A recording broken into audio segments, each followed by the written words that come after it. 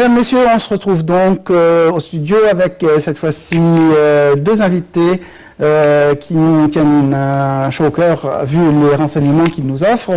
Je nomme docteur Passant Fahmy. Vous êtes député.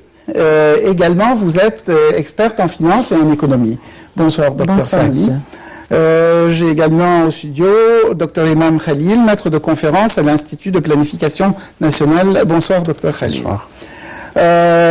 Ladies first, dit-on, mais comme vous allez nous quitter aussi un peu plus tôt, donc on commence avec vous, Dr Fahmy. Quelle est votre évaluation de la parité livre égyptienne-dollar 2 semaines après la dévaluation officielle de la livre égyptienne, une dévaluation de l'ordre de 13%, et le dollar se fait toujours aussi rare? Le problème, ce n'est pas le prix du dollar. Le problème, c'est le niveau de réserve. Étant donné qu'on n'a pas de niveau de réserve assez approprié pour la situation égyptienne, on aura toujours cette instabilité dans le prix du dollar. Nous avons 15 milliards de réserves seulement. On a 15, quelques, soi-disant 16 milliards même. Mais même ce montant-là, il y a une grande portion qui sont des dépôts d'autres pays. Alors, on a commencé la révolution en 2011, nous avions 36 milliards et nous avions aussi 9 milliards qu'on a reçus du Koweït, de la guerre. Koweït, oui. Alors, c'était 45 milliards. Ce jour-ci, on a moins que 16. Alors ça, c'est un niveau qui est assez critique. Alors, si jamais on n'aura pas comme on appelle, la possibilité et le pouvoir d'élever le niveau de réserve, on aura toujours une instabilité dans le marché en ce qui concerne le prix du dollar. Et ça, c'est un problème assez compliqué. Comment le résoudre, d'après vous? C'est facile. Et on a déjà parlé de ça.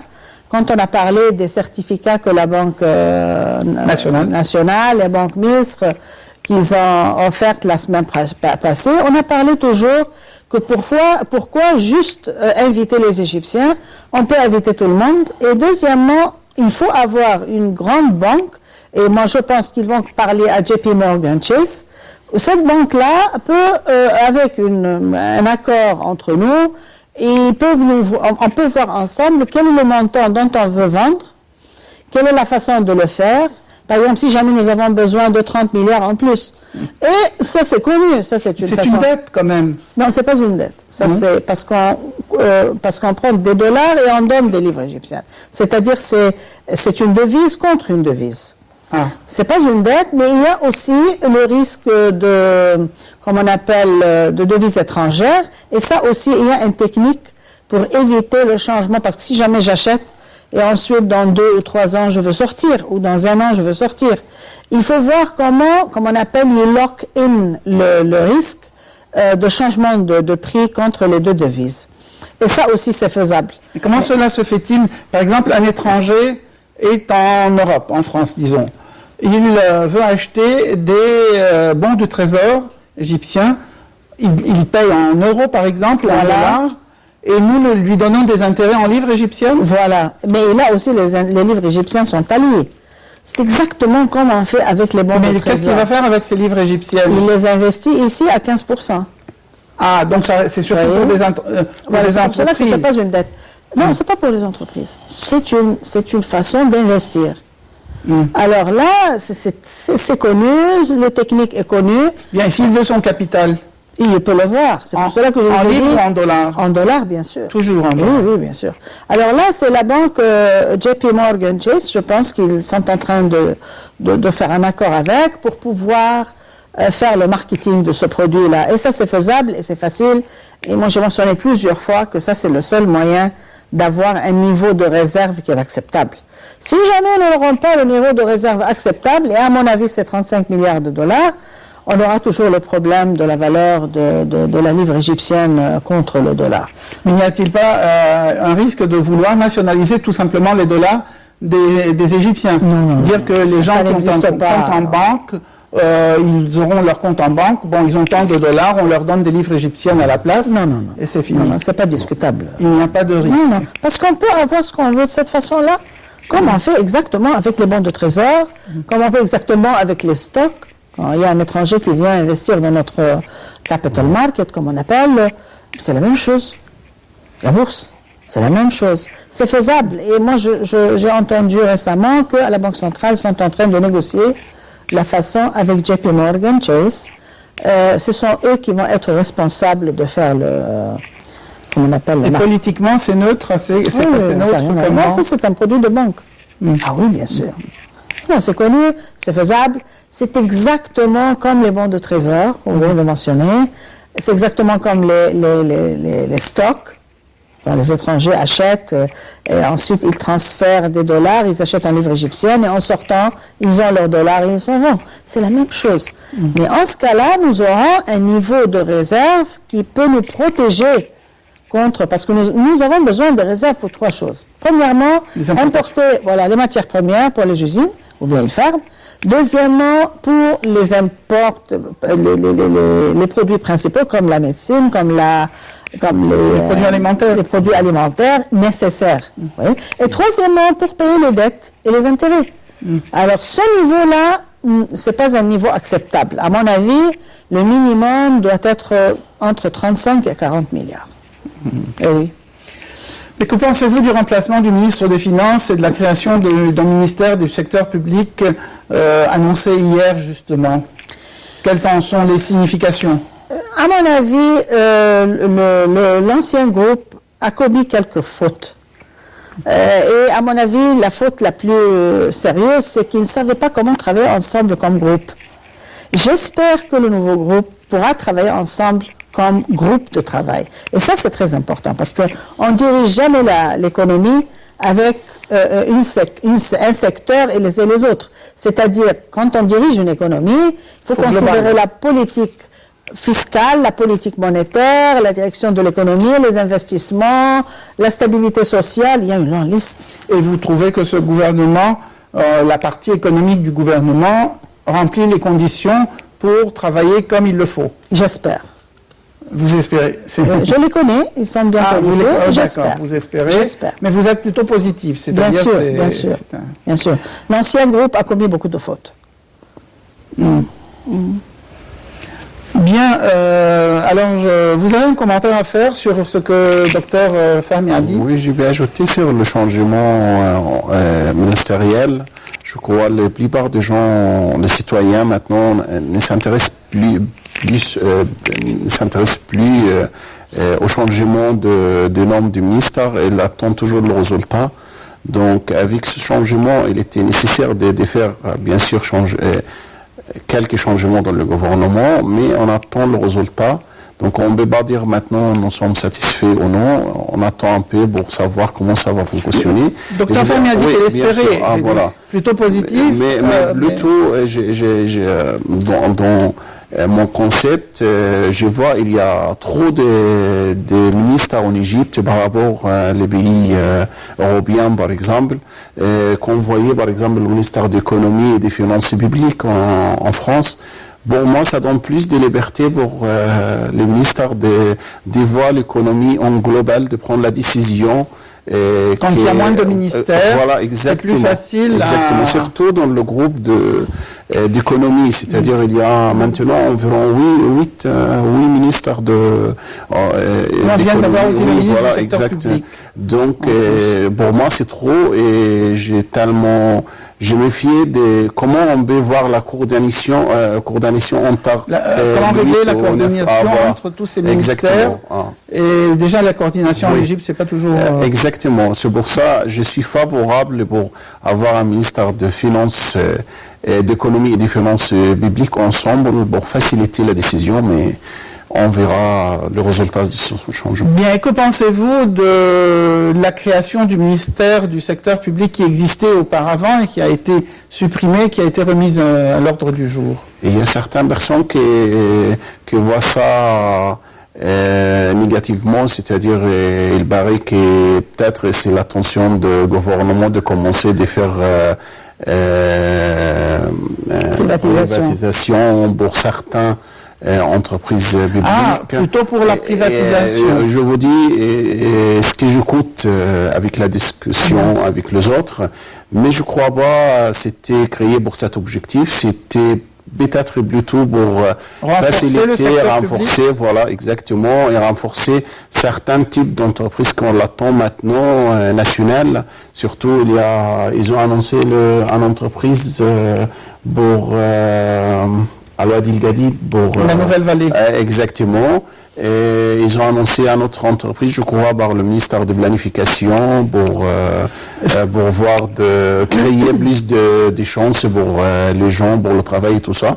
Mais voilà, on attend. C'était sous cet angle d'ailleurs que je comprenais la création de ce ministère du secteur public plutôt que de vendre le secteur public ou ce qui en reste. Je vous dis le dos à c'était vie, pour voilà. aider le secteur public Exactement. à remplacer un petit peu les importations que d'ailleurs vous préconisez, docteur Fanny. Vous pensez qu'il faut limiter les importations? Il faut limiter les importations, mais il faut aussi encourager ce secteur, résoudre les problèmes, parce qu'on ne peut pas laisser le marché juste au secteur privé. Et ensuite, pour faire un équilibre, c'est toujours l'armée qui est là pour faire l'équilibre. C'est aussi parfois le ministère de l'Intérieur. On ne peut pas faire ça. Il faut avoir un secteur que le gouvernement peut diriger facilement pour créer un équilibre contre le secteur privé qui travaille d'un système assez libre. Vous voyez? Alors, à mon avis, je pense que c'est ce qu'ils veulent. C'est-à-dire voir ces compagnies, essayer de résoudre les problèmes et voir comment leur donner de la force pour pouvoir créer un équilibre sur le marché égyptien. Je pense que ça, c'est l'objectif. Mais ce n'est pas pour privatiser. Donc, ce serait plutôt le secteur, puis oui, donc enfin nous sommes d'accord. Moi j'avais compris ça comme quelque chose pour renforcer plutôt le secteur public que pour le vendre. C'est ça. Non, c'est pas pour le vendre. Pour le renforcer. Vous pensez que ce secteur public renforcé pourrait faire le contrepoids avec l'arrêt des importations? Parce que si nous avons le secteur privé qui n'a plus de concurrence étrangère, d'importation étrangère, il peut vouloir gagner un maximum possible, becoming greedy, par la force des choses. Étant donné qu'on n'a pas assez de réserves, on ne peut pas parler d'importation, parce que ça c'est du luxe qu'on ne peut pas vraiment offrir ces jours-ci. Et comment contrôler alors les prix du secteur égyptien? Ça c'est facile à contrôler. Il y a des institutions qui ont la responsabilité de faire ça. Mais question d'importation, ça, il faut s'arrêter un peu. On vient de discuter qu'on n'a pas de devises. Alors, est-ce qu'on importe des matières premières pour les usines ou bien importer des produits de luxe? Des voitures à 1 million de livres, par exemple. Parce qu'ensuite, souvent, les pauvres petits animaux et les chiens et les chats, l'alimentation pour chiens et chats, qui ne coûte pas trop cher, 2 € peut-être le kilo, mais une voiture coûte 1 million de livres égyptiens. Écoutez, quand on prend la décision, c'est sur tout le monde. Il faut avoir une direction claire pour le peuple. Alors là, à mon avis, et j'ai parlé plusieurs fois de ça, il faut vraiment poser des restrictions sur les importations, peut-être pour 6 mois, jusqu'à ce qu'on ait le niveau de réserve qu'on avait en 2011. En ce cas-là, on peut changer les décisions comme on veut. Mais pour le moment, chaque dollar est très précieux. On peut acheter de la médecine, on peut acheter des produits d'alimentation nécessaires, des matières premières pour les usines pour fonctionner. Mais on ne peut pas parler des produits de luxe dans une période où on ne trouve pas faire fonctionner les machines. C'est inacceptable. C'est inacceptable. Vous partagez, j'imagine, cette opinion? Oui, surtout, on a bientôt Ramadan et il y a beaucoup d'importation pour certains produits, on peut dire, de luxe maintenant par rapport à la situation économique. Donc, j'espère que cette politique soit tenue forcément par... Mais sont-ils si chers, ces produits-là? Par exemple, pour tout ce qu'on achète pendant le mois de Ramadan, ça vient de Syrie, dans la mesure du possible, de l'Iran et de Turquie. Oui. Et ça n'est pas si cher que ça, c'est peut-être les douanes égyptiennes qui sont très fortes, et donc en diminuant les importations, nous pouvons avoir moins d'argent qui rentre à travers les douanes. Si vous me permettez, aujourd'hui j'ai lu le matin dans un journal européen que les Arabes, je répète, qui sont en guerre, comme vous voyez, ils ont dépensé 244 milliards de dollars sur l'habillement. Juste les habits. 244 milliards de dollars. Ils n'ont pas mentionné, bien sûr, les hôtels, ils n'ont pas mentionné les casinos, les autres gens d'achat. Alors, si on a la possibilité de gaspiller, et je dis que la région tout entière est en guerre, c'est pas l'Égypte. Il y a des guerres à droite et à gauche. Des guerres partout, des Voilà. guerres réelles en plus. Si dans cette situation, ça c'est la façon où les Arabes trouvent comment dépenser leur argent, c'est inacceptable. Vous voyez, inacceptable. Ça Une grande montre. partie viennent des pays du Golfe. Et alors, les deux ça sont en dépend. guerre. Comment ils dépensent comme ça? Il y a la Syrie avec ses problèmes, il y a l'Irak, il y a la Palestine, il y a le Yémen, il y a le Soudan, il y a l'Égypte, il y a Tunisie, la la Tunisie, Libye. la Libye. Mais qu'est-ce qui se passe? Et puis on parle de qualité, excusez-moi les chiens et les chats. Écoutez, il faut... Non, mais c'était pour dire qu'il y a des importations qui ne sont pas chères. Cher, pas mais cher. qu'il y a, on parle il faut mettre un système parce que c'est vraiment sérieux. Si jamais nous n'aurons pas la possibilité, moi je vous ai dit plusieurs fois qu'on importe 70% de nos besoins de fèves, 100% l'huile et 80% le blé.